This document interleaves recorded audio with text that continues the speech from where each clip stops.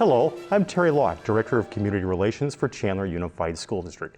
Today, we're going to have a conversation about COVID-19 conditions. With me today is Superintendent Dr. Camille Casteel, now in her 25th year as the superintendent leading our schools, and Lyndsay Hartley. She's our District Director of Health Services, oversees all of our health services operations. Welcome both today.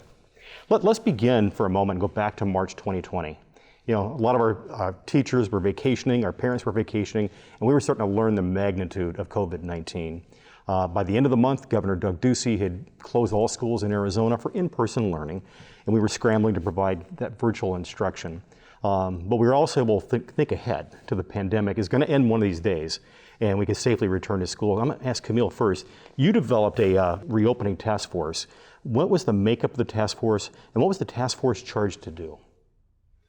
Terry, we assembled a task force of about 45 to 50 individuals, and it represented all our stakeholders. Certainly every department that's in the district was represented, and their charge was to assess our district for readiness, should we need to continue to close, or readiness to open. From assessing our facilities, what sanitizing protocols we needed to put in place, they investigated the various options for reopening and the kinds of instruction we could deliver. And ultimately, they delivered a complete report to our governing board, and it is posted on the website. Let's transition to now. The Arizona Department of Health Services has provided benchmarks as guidelines, and local school districts now are charged with making these decisions about when it's safe to reopen. And Lyndsay, can you tell us about the metrics? Yes. The Arizona Department of Health has come out with three benchmarks, and those are that we have to hit in order to look at returning to in-person school. So those are the number of cases, and within that there are two options. There are 2 weeks below 100 cases per 100,000 people in our local community here.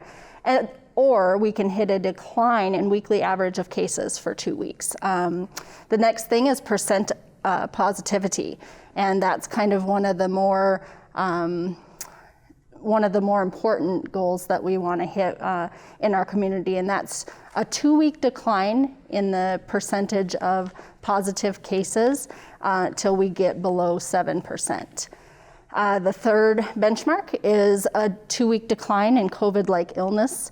And that's for anyone who goes into the hospital and is seen for COVID symptoms and treated. We need a 2-week decline there too.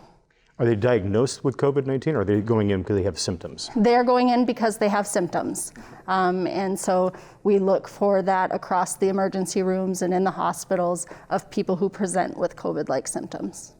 So clearly, look at Maricopa County as one of the hot spots in Arizona, but what it looks like in Wickenburg versus Chandler Unified may be totally different things. So Camille, what do you anticipate getting data that really makes it about Chandler?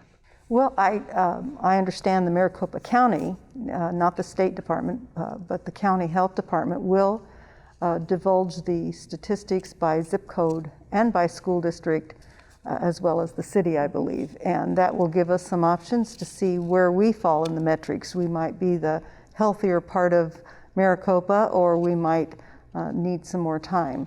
So we're anxiously awaiting those, and they're due any day now.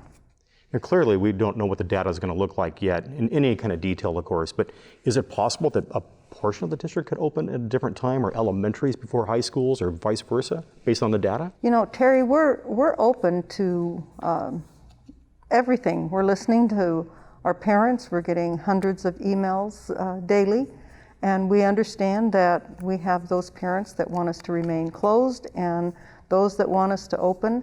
I know the school board is anxiously awaiting the data so that we can present on options or the status of where we are when it comes to reopening as a school district. But it certainly is a possibility that we could open in stages. Well, and for sure, I mean, everybody wants to return to school. We all prepare for this for our careers, and it's just a matter of doing so safely, and we're hoping to get to that area. Lyndsay, what's your role in terms of examining that data coming into us?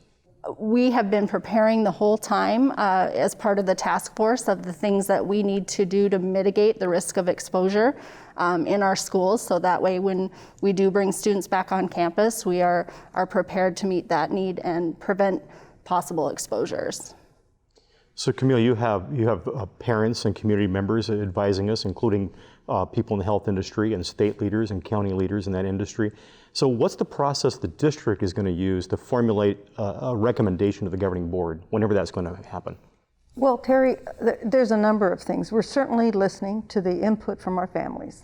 We're listening to our families, our staff, in terms of the experience they're having. We're monitoring all the COVID exposures that we're aware of, and we've invited the county health officials to attend our next study session on I think it's the 25th of August, to be there to discuss them with us in more detail. So we're just gathering all the data we can and listening to our constituents. It's obvious that we don't have a consensus in our community, which makes it very challenging. And I would say to the community, we want to open. We want to open and stay open. And that's why we're moving a little cautiously. To those of you that want us to open immediately, we don't want to open and have to turn around and close again.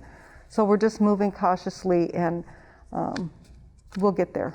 So we talked about the district, what we're doing to study and talk to community leaders and state leaders and so forth, and analyzing that data.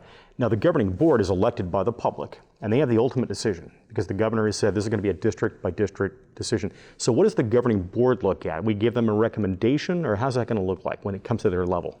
Our governing board is receiving as many or more emails than I am. So they're listening to their constituents. I will tell you, they're doing their own homework. Our board president is calculating the positivity rates on her own, and others are reading the research. And so they have a good idea of what's occurring. And again, we will make a recommendation or have some open discussion to determine the direction. Again, the governing board, you're absolutely right, they are in charge. We'll be posting the metrics on our website as soon as they become available from the county. Could I add, Terry, Yes. that we hosted that COVID testing at Hamilton High last week, and we had one of the highest rates of individuals coming through, well over 2,000. And I understand we're going to do it again. And I would just encourage the community, in order to drive that positivity rate down, we need more people to test. We need healthy people to test. So I'm hoping that our community takes advantage of the free testing that will occur again. I understand it's at Chandler Gilbert Community College on a routine basis, and there's places throughout the valley. So we'd love to get a reading. That reading on Chandler District specifically will be very helpful to determine when we can open. Well, it helps people determine if they have the illness and don't know that, and then it also gives us a better gauge of really what is our penetration in Chandler Unified. So that will reopen on August 22nd at Hamilton High School. It's drive-through, it's all night long, and you can make reservations online. We'll be providing more information along those lines as well. So, I want to thank you both, and tell the community really stay safe, and we're all in this together.